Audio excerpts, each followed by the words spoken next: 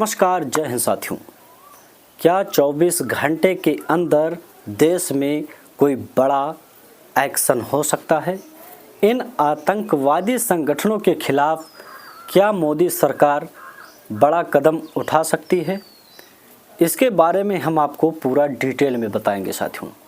आपने कई जगहों पर देखा होगा, लगातार हमेशा से होता आ रहा है आतंकी हमला।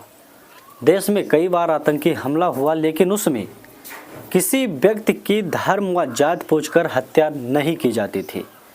आतंकी आते थे और अटैक करते थे, उसमें सभी धर्म के लोग भी शामिल होते थे। वो धर्म किसी का नहीं देखते थे जो आतंकी थे। लेकिन अब की बार जो कश्मीर में पहलगाम में हुआ है, वहाँ पर आतंकियों ने पूरा हद ही पार कर दिया साथियों। वहाँ पर धर्म पूछकर लोगों की हत्या की गई है। लगभग 28 से 30 लोग मारे गए हैं। वहाँ पर जो आतंकी हमला हुआ, जो आतंकवादी आए, लोगों से धर्म पूछ रहे थे। इससे पूरी तरह से साबित होता है कि जितने आतंकी संगठन के लोग हैं, जितने भी आतंकवादी हैं, वो लोग हिंदुओं को पूरी तरह से ख़त्म करना चाहते हैं, हिंदुओं को ही टारगेट बनाते हैं साथियों। क्योंकि जब भी हमला हुआ तो भारत में हिंदू बहुसंख्यक इलाकों में हुआ। कश्मीर में मुस्लिम की संख्या बहुत ज़्यादा है, आप सभी लोग जानते हैं। लेकिन वहाँ पर जब आतंकी अब हमला हुआ तो वहाँ पर धर्म पूछकर हमला किया जाने लगा। इससे देश के सभी नागरिक के अंदर डर समाया हुआ है और लोगों की मांग है, लोग मांग करते हैं कि इन आतंकी संगठनों को पूरी तरह से ख़त्म करने के लिए कोई भारत सरकार बड़ा कदम उठाए। नहीं तो आने वाले समय में इसी प्रकार से हिंदुओं को चुन चुन कर मारा जाएगा। जहाँ जहाँ पर आतंकी हमला होगा, अब हिंदुओं का धर्म पूछकर मारा जाएगा साथियों। आपने सोशल मीडिया पर पहलगाम का वीडियो देखा होगा, किस तरह से वहाँ पर हाहाकार मचा हुआ था, किस तरह से आतंकी आर्मी की वर्दी में आकर लोगों से धर्म पूछ रहे हैं और उन पर गोलियां बरसा रहे हैं साथियों। धर्म पूछकर हत्या करना, ये बहुत बड़ा सवाल उठ गया। देश में बहुत ज़्यादा हाहाकार मचा हुआ है और आतंकियों का अंत होना बहुत ज़्यादा ज़रूरी है। क्योंकि अब आतंकी जो हैं वो हिंदुओं को ही टारगेट बनाते हैं और हिंदू जातवाद में बंटकर उनको अपना भाई बनाने में लगे हुए हैं साथियों।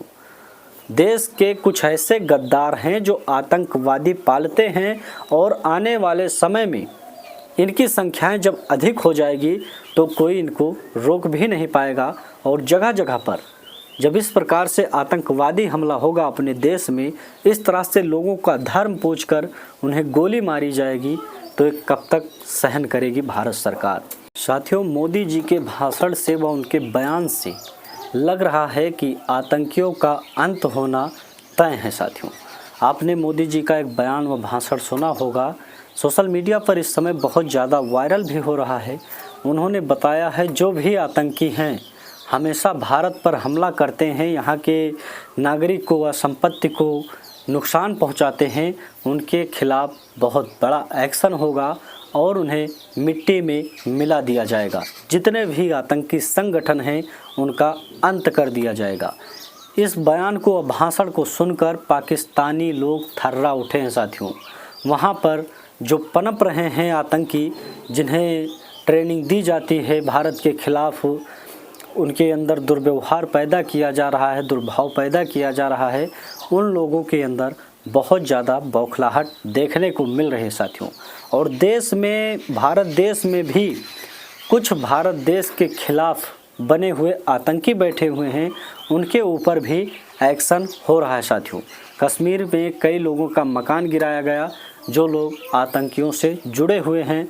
इन देश के आतंकियों की वजह से यहाँ के नागरिक को बहुत ज़्यादा दर्द झेलना पड़ता है, बहुत बड़ी नुकसान झेलना पड़ता है और अपनी जान भी गंवानी पड़ती है साथियों।